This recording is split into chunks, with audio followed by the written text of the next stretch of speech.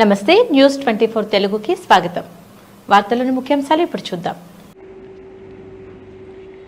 అనంతపురం జిల్లా సింగనమల నియోజకవర్గంలోని నార్పల మండల కేంద్రంలో వైసీపీ రాష్ట్ర ప్రధాన కార్యదర్శి నార్పల సత్యనారాయణ రెడ్డి స్వగృహంలో ఏర్పాటు చేసిన మీడియా సమావేశంలో కూటమి ప్రభుత్వం అవలంబిస్తున్న అభివృద్ధి పాలనపై తీవ్రమైన విమర్శలు చేశారు.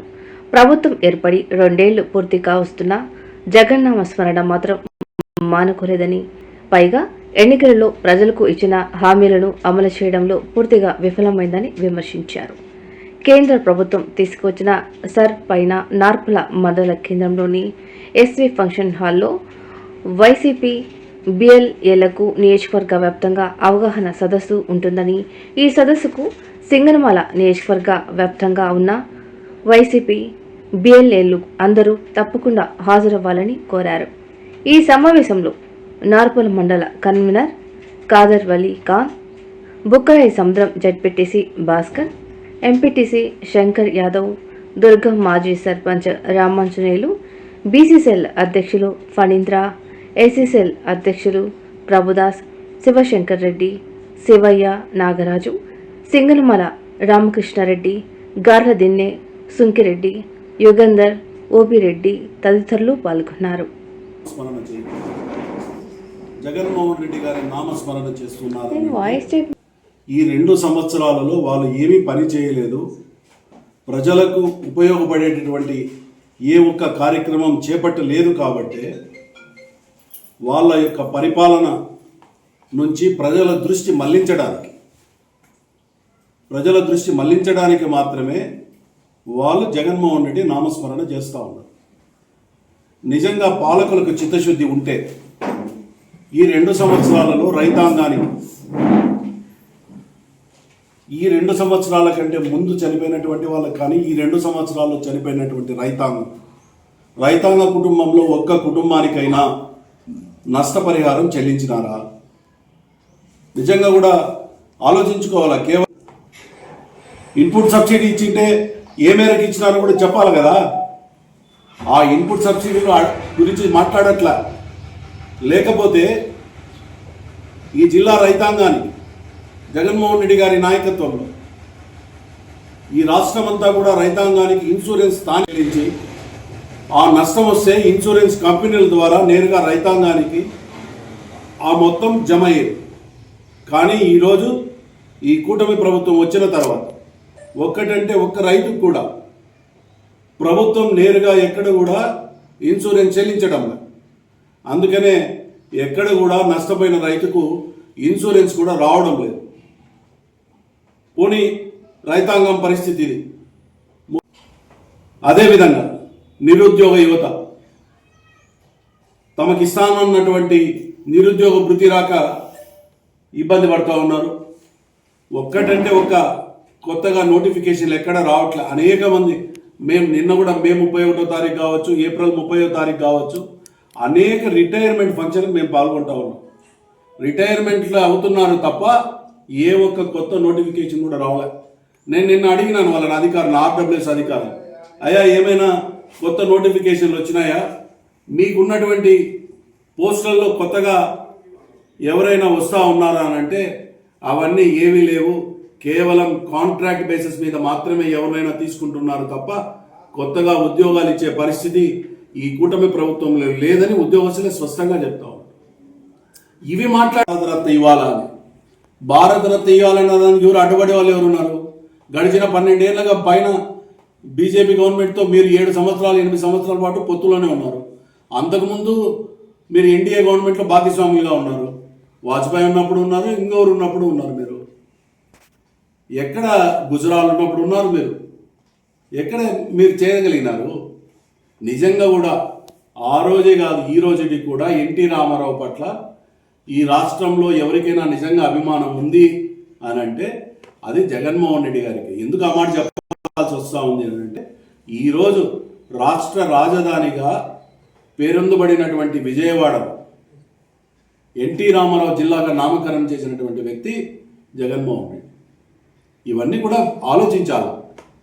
ఏదో కేవలం మా పాత్రికే మాకు సంబంధించినటువంటి వ్యక్తులు ఉన్నారు కాబట్టి అదేదో కొత్తగా మహానాడుకు హైబ్రిడ్ మోడల్ అని ఒక మోడల్ పెట్టుకొని ఏం మాట్లాడినా మేము మాట్లాడేది వినేది మేమే కాబట్టి ఏం చెప్పినా జనానికి ఇదే పోతుందిలే, మేము చెప్పిండేదే పాడిందే పాడరా పాచి పండ్ల దాచి అన్నట్ల పదే పదే జగన్మోహన్ రెడ్డి నామస్మరణం, వైఎస్ఆర్ కాంగ్రెస్ పార్టీ నామస్మరణం మానేసి ఏదైతే మేము ప్రస్తావించినామో, ఏదైతే వివిధ ఉద్యోగ సంఘాలు కావచ్చు, విద్యార్థి సంఘాలు కావచ్చు, రైతు సంఘాలు కావచ్చు, లేకపోతే అనేక రకాలుగా ప్రభుత్వం దృష్టికి వస్తున్నటువంటి సమస్యల్ని పరిష్కరింపజేయండి. మీరు ఇప్పుడు నుంచైనా నామస్మరణ వైఎస్ఆర్ కాంగ్రెస్ పార్టీ నాయకుల యొక్క నామస్మరణ మానేసి మీరు గ్రామీణ ప్రాంతాల్లో కావచ్చు, మున్సిపాలిటీలో కావచ్చు ఏం చేయాలనేది ఆలోచించండి. మీకు ఎందుకంటే ఇక్కడ నుంచి చాములూరుకి పోయే రోడ్డు ఇంతవరకు వేయలే, ఇక్కడి నుంచి పులుసులనుతుల కర్ణపుడికి వెంకటాంపల్లికి పోయే రోడ్డు ఇంతవరకు వేయలే. ఏ రోడ్డు కూడా బండ్లపల్లి రోడ్డు కావచ్చు, సిద్ధరాచర్ల రోడ్డు కావచ్చు, దుర్గం రోడ్డు కావచ్చు, ఏ రోడ్డు వేయలే. నాకు తెలిసి ఈ నియోజకవర్గంలో ఏదైనా ఒక రోడ్డుకు పైన 1 కోటికి మాత్రమే వేసినారంటే అది శాసనసభ్యురాలి సొంత ఊరికి వచ్చే రోడ్డు మాత్రం ఏదో 4 కిలోమీటర్లు 5 కిలోమీటర్లు వేసినట్లున్నారు. అంత తప్ప ఇంకెక్కడ కనపలే. పోనీలే గూగుడు ఉత్సవాలు జరుగుతూ ఉన్నాయి. ఈ ప్రాంతంలోనే కాదు ఈ రాష్ట్రంలోనే పెద్ద ప్రసిద్ధి చెందినటువంటి దేవాలయం మన వద్దే ఉంది.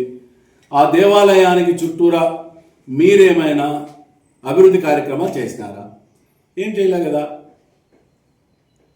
ఏదో మీరు డబ్బులు ఇచ్చి ఆ మూలొక రోడ్డో ఈ మూలొక రోడ్డో వేసేది కాదు కదా. శాశ్వతమైనటువంటి కట్టడాలు కావచ్చు, లేకపోతే అక్కడ ఉన్నటువంటి ఆక్రమణలు తొలగించడం కావచ్చు, లేకపోతే ఏదైనా మీరు ఒక బైపాస్ రోడ్డు చేసిండేది గూగుడికి ఏమైనా ఉందా? ఇవన్నీ చేయాల్సిన పని ఉంది కదా. దీనిల గురించి మాట్లాడండి, దీనిల గురించి ఆలోచించండి అని అంటే కేవలం వ్యక్తిగత దాడులు, వ్యక్తిగత విమర్శలు దయచేసి మీరు మానుకుంటే తప్ప మీకు ఈ ప్రజాక్షేత్రంలో మనుగడ లేదు. దేశవ్యాప్తంగా ఎలక్షన్ కమిషన్ నిర్వహిస్తున్నటువంటి సర్ ప్రోగ్రామ్, దాని గురించి వైఎస్ఆర్ కాంగ్రెస్ పార్టీ కూడా ప్రతి నియోజకవర్గంలో కూడా ఒక బిఎల్ఏలను నియమించి ఆ బిఎల్ఏలకు ఒక శిక్షణా కార్యక్రమాన్ని కూడా ఇస్తూ ఉంది వైఎస్ఆర్ పార్టీ. అందులో భాగంగా సింగనమలకు సంబంధించినటువంటి బిఎల్ఏల సమావేశం రేపటి రోజు అనగా నార్పల్లో సింగనమలకు సంబంధించినటువంటి బిఎల్ఏల సమావేశం ఎస్వి కళ్యాణ మండపంలో జరుగుతుంది. జరిగేటటువంటి కార్యక్రమంలో బిఎల్ఏలు తప్పకుండా కూడా అందరూ కూడా హాజరు కావాలా. అదే విధంగా స్థానికంగా ఉన్నటువంటి నాయకత్వం కూడా హాజరై ఆ సర్ గురించి అవగాహన కల్పించడానికి చేస్తున్నటువంటి ప్రయత్నంలో భాగంగా మీరు అందరూ కూడా పాల్గొని ఆ కార్యక్రమాన్ని విజయవంతం చేయమని కోరుతాం. ఎస్ఐ కార్యక్రమానికి గత కొద్ది రోజులుగా మన శాసనసభ్యురాలు వాటర్ గురించి లేదంటే ఈ నియోజకవర్గ అభివృద్ధి గురించి అంటే తన ఊహాజనితమైన మాటలు మాట్లాడుతూ ఉన్నారు. ఈ మాటలు మేము పూర్తిగా ఖండిస్తూ ఉన్నాం. గతంలో కాంగ్రెస్ గవర్నమెంట్ కాటి నుంచి వైఎస్ఆర్ గవర్నమెంట్ కానీ లేదంటే తెలుగుదేశం ప్రభుత్వం అధికారంలో ఉన్నప్పుడు కానీ ఏ రకంగా ఈ నియోజకవర్గం అభివృద్ధి చెందింది అనే విషయం మీద చర్చకు సిద్ధమని కూడా సవాల్ విసిరారు. మేము దాన్ని పూర్తిగా అంగీకరిస్తున్నాం. మీరే టైం చెప్పండి, మీరే ప్లేస్ చెప్పండి, ఎక్కడికి రమ్మన్నా అక్కడికి వచ్చి ఈ నియోజకవర్గం ఎవరి పాలనలో అభివృద్ధి చెందిందో వాటి గురించి మేము పూర్తిగా అంటే ఏదో మాట్లాడు అది కాదు, లెక్కలతో సహా నిరూపించడానికి మేము సిద్ధంగా ఉన్నాం. వైఎస్ఆర్ కాంగ్రెస్ పార్టీ తరఫున మేమంతా కూడా సిద్ధంగా ఉన్నాం.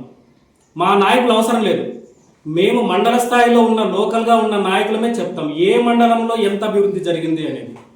ఒక్కసారి మీరు బాగా గమనిస్తే గతంలో 5 సంవత్సరాల కాలంలో వైఎస్ జగన్మోహన్ రెడ్డి గారి పాలనలో ఎప్పుడూ ఏ ప్రాబ్లం లేదు.